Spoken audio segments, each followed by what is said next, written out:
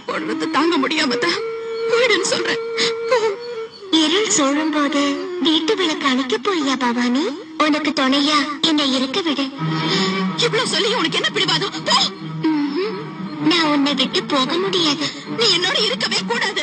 நீ என்னை எவ்வளவு தூரம் கொண்டு போய் விட்டாலும் நான் உன் கூடவே வருவேன் பவானி. பாரு, நானா உன்கிட்ட வந்து என் கையால பொட்டு வச்சு வாமான கூப்பிட்டப்பதான் நீ வரணும்.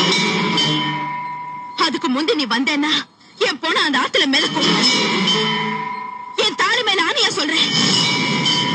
உடனே போ.